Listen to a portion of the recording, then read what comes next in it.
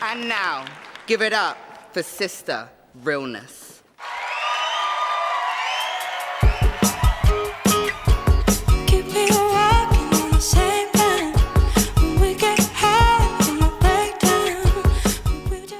In 2023, Jungle's music video for their track Back on 74 went viral on social media, thanks to Shay Lechukalin's mesmerizing choreography.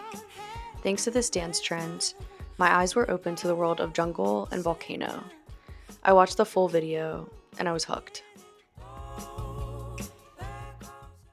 Since their formation in 2013, UK band Jungle has always embedded the concept of dance within their music. Every single music video contains choreography by incredibly talented dancers and choreographers.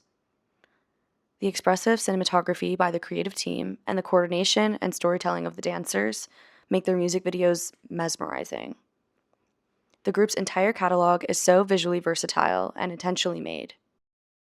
Here are a few earlier video examples, starting with their first ever music video, Platoon.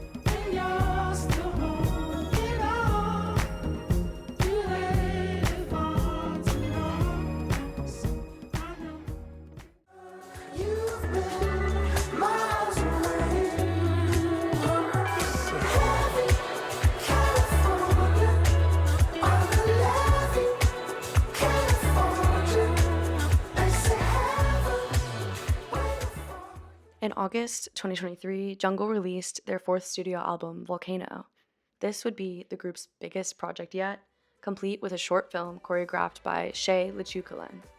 After having Shay on set as movement director for Good Times and Problems the year prior, Jungle brought him on to choreograph the entirety of the visual album, which is made up of 14 one-shot music videos. The piece was shot entirely at Alexandra Palace, a recently refurbished venue in London, where the group is based. The film is directed by Jungle's two frontmen, Jay Lloyd and Charlie DiPlacido. Notably, this was the original duo's first album, including new lead vocalist and musician Lydia Kiddo. Kiddo clearly gave the group a creative and energetic burst that manifests itself in the form of Volcano. In this video essay, I intend to argue that this visual album is a hypnotic trance of creative bliss.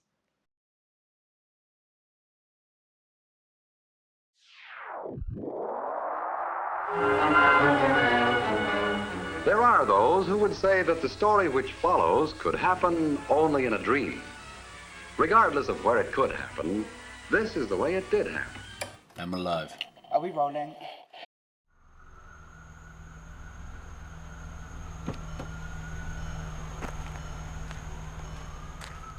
The film opens with Will West exiting a car adorned with Jungle song titles.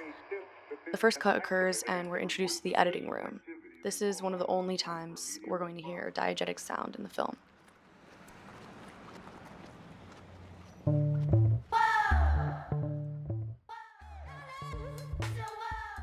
Author Carol Vernalis notes that many music videos open by attempting to convince us that we are moving into a special realm by presenting imagery of boundaries or thresholds, which is why Will enters through multiple sets of doors.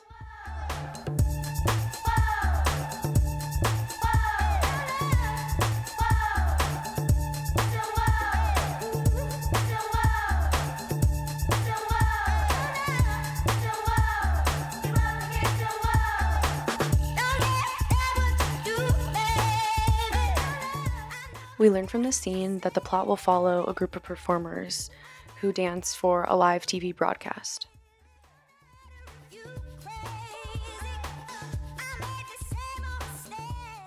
The choreography utilizes both sharp hits and smooth movements. A recurring move in this particular track is this arm movement, which to me reminds me of a puppet on strings. The last formation of this track tells us that these two groups are facing off, but we're not sure why yet. The camera backs up and enters the threshold of behind the scenes. There are those who would say that the story which follows could happen only in a dream. Regardless of where it could happen, this is the way it did happen. In her essay, Musical Parameters, Carol Vernalis describes how the people and objects depicted in music videos seem to inhabit a strange world, somewhere between the real and the imaginary, which explains why music videos often maintain a surrealist, dreamlike feel, and Jungle is no exception. So hold on, because this is holding on work.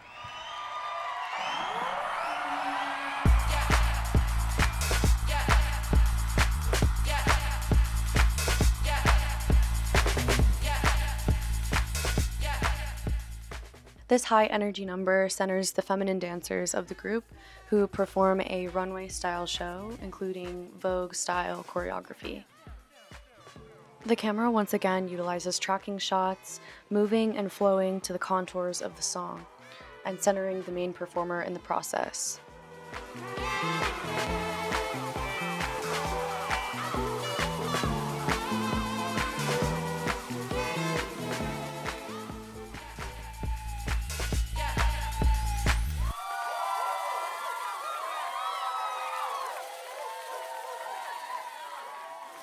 Are you, by any chance, trying to say that you think this business of yours is important?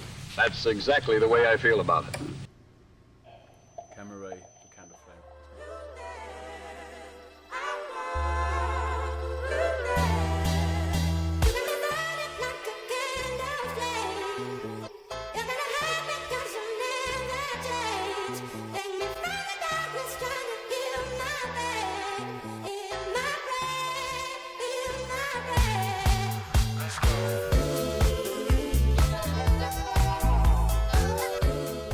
A tracking shot is used once again to guide the viewer's eye. Vernalis explains that these shots are so effective in music video because they can provide relief from a typically shallow sense of space, making the image feel 3D rather than flat. Butterflies in the belly, your signs is angelic, and mine through my aesthetic, and most are tragic. Love it without limits, the message is so vivid. Round and round with me, the baby don't mind spinning. Word, put it working over furls. Shorty could be my girl. Look at this old girl, she precious like little pearls.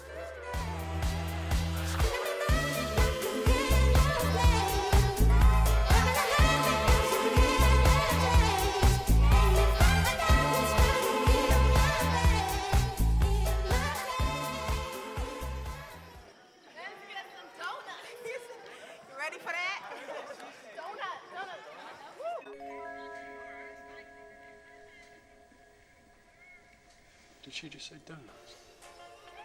This small comment lets us know that the producers are actually paying more attention than we might have initially thought to the cameras when they're rolling and when they're not. We can also see that the three screens on the top row and the screen on the far right in the middle row are showing images that we've not been shown yet in the film. The rest have either already been shown in the film or they're from previous Jungle music videos. So we can start to wonder, why would they need to reference old videos and why would they show them out of chronological order?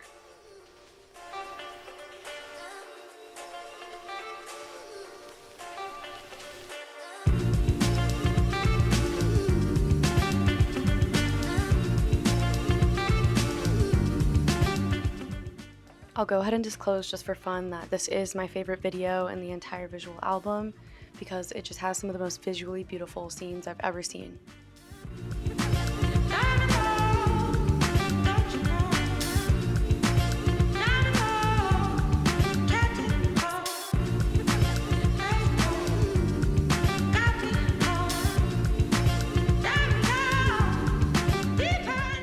In his work on synesthetic montage, Joachim Strand explains how the shape of the sound should be mirrored through the visual shapes created by the mise-en-scène and the cinematic apparatus, in this case the set and the dancers, which creates an audiovisual transposability that creates the synesthetics of music video. This perfect collision of image, lyrics, and sound are what makes these videos so satisfying to watch.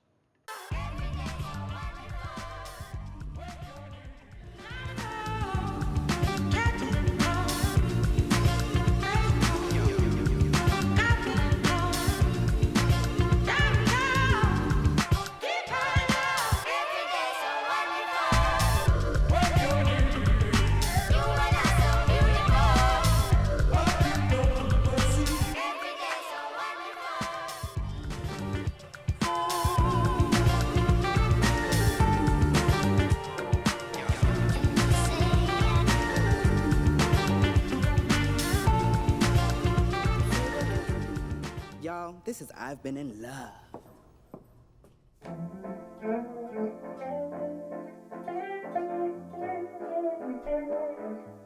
Shit. And my Tesla might get arrested. From the first day, I said you was waiting when we first met. You were lost, dying just to be in your arms. Buy your diamonds, do you like the tongs? My love ain't about to sound no more. It's a fire in my heart, it's so.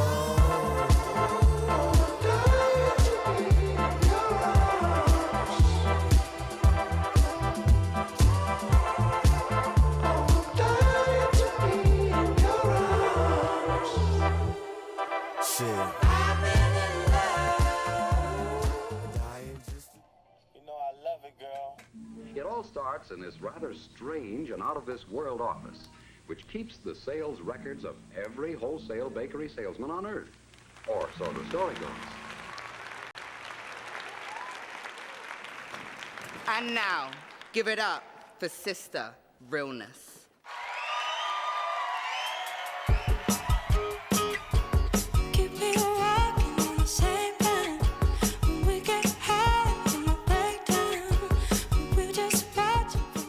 The iconic Back on 74 video never fails to make me stay and rewatch. The set transformation and lighting design for this number are incredible. There's actually a behind the scenes video that got me really obsessed with this to begin with.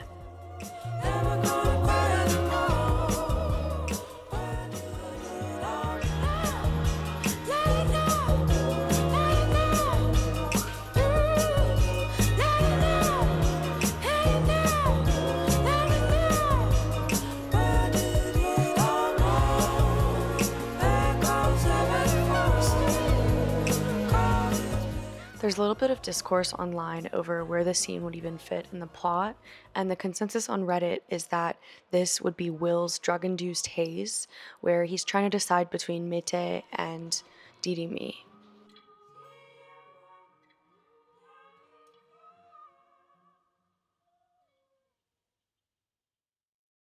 Hellfire is a cool t-shirt. Take a seat on my sofa. Baby, we got bills to pay. That won't make you happy. You ain't no celebrity, honey. You ain't no celebrity, honey. You ain't no celebrity, honey. You ain't no celebrity, honey. You ain't no celebrity, honey. Go blow your brains out. Ooh, 'cause you made me crazy.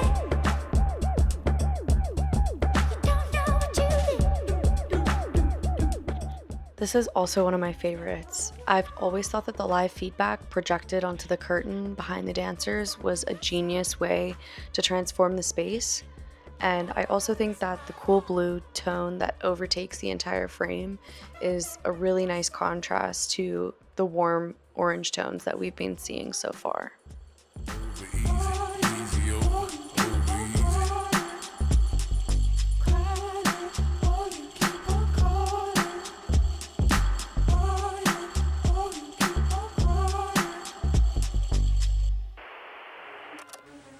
From now on, I'm gonna keep a pretty close watch on these guys.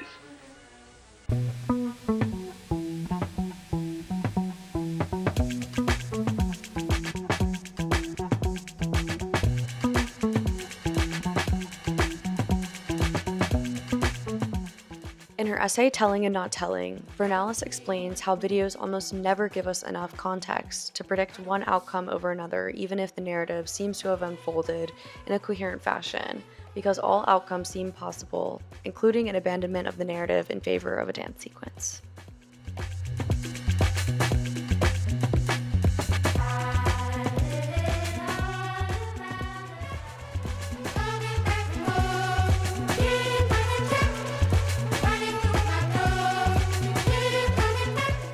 By breaking the threshold with the slate and seeing the reactions, we can confirm that this confrontation was all for the cameras.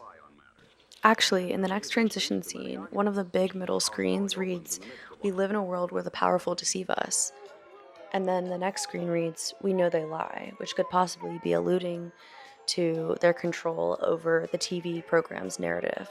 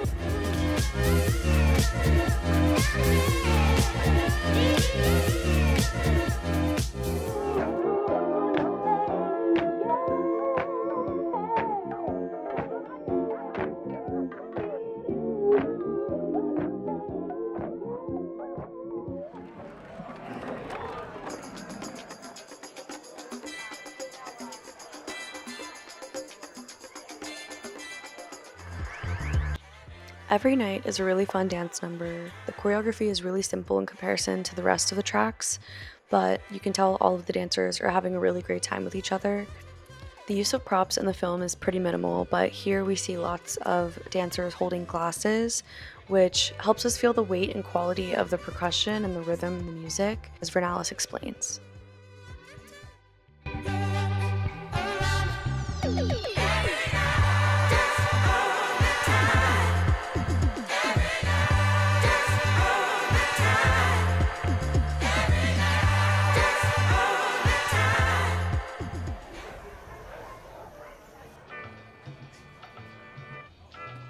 I've got issues with the signal here. Can you hear that? I'm not getting anything here, mate. One sec. Jim, we've got problems up here. On an old one.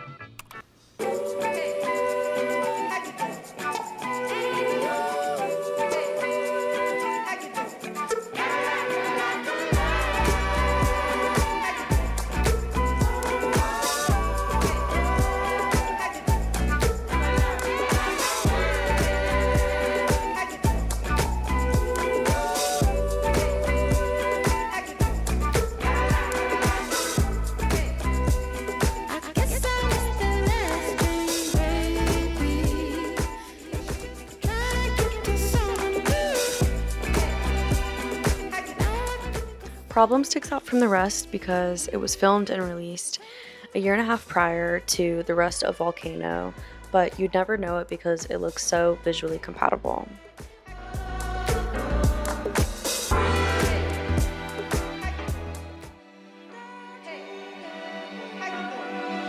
Thanks, Andy. Don't you dare. No magic and no miracles. It's against the rules.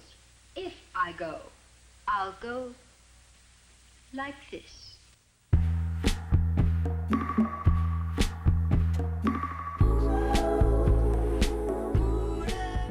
Hate me or love me, I said, watching you walk away.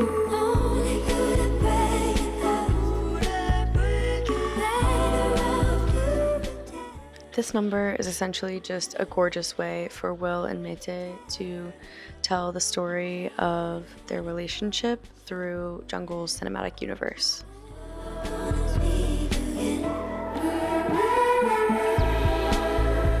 Sweet sunshine.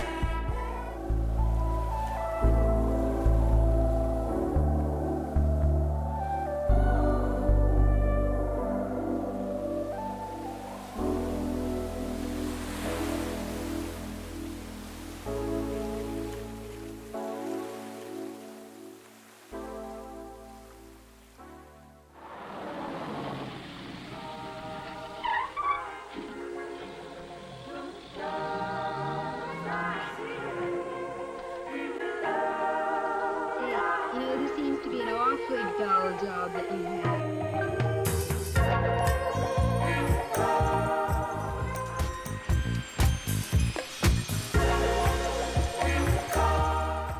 Palm Trees is a gorgeous number. It's the only one in black and white, and Didi Me and Maikolo really get their happy ending moment at the end.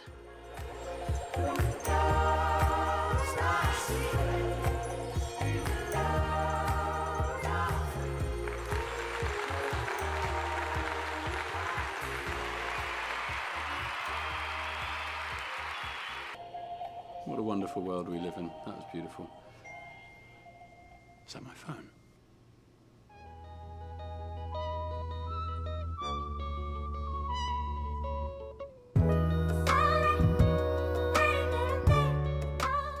The last song is for the end credits, where each of the ensemble dancers is improvising throughout the last track, and it's a really great way to spotlight each and every one of them.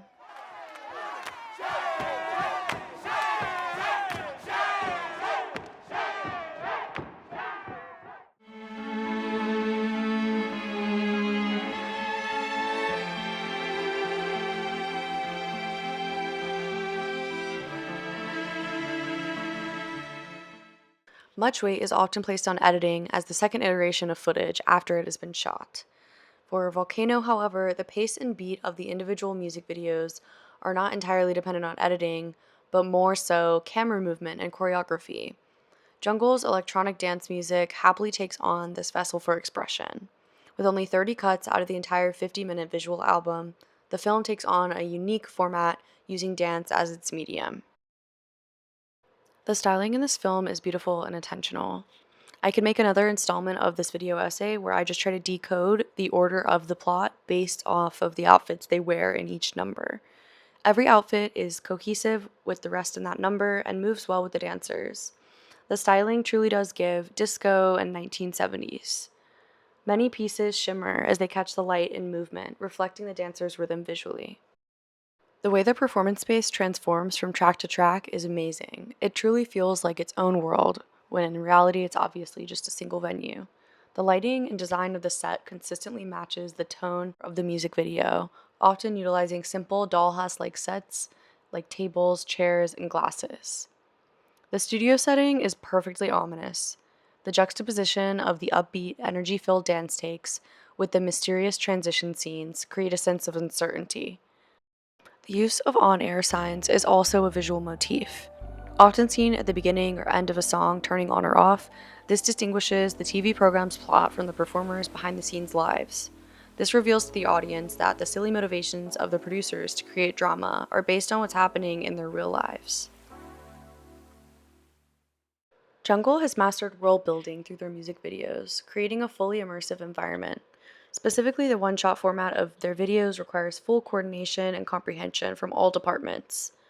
Using the music as a starting point, the video is constructed to create a flow of visuals that not only mirror and match the form of the music, but also inject the image with sonic qualities, thus visually manifesting the audio. For me, the dancer's full embodiment of the tracks and narrative also brings Jungle's music to life. As Vernalis would say, making the audio track seem as if it were a three-dimensional object. Every time I watch Volcano, I can hear elements in the music that I didn't before, and I'm always compelled to dance and move. The band's work, especially their music videos and their visual album, shows that creative collaboration and cohesion can make moving art. The film is a celebration of 10 years of Jungle's creative collaboration.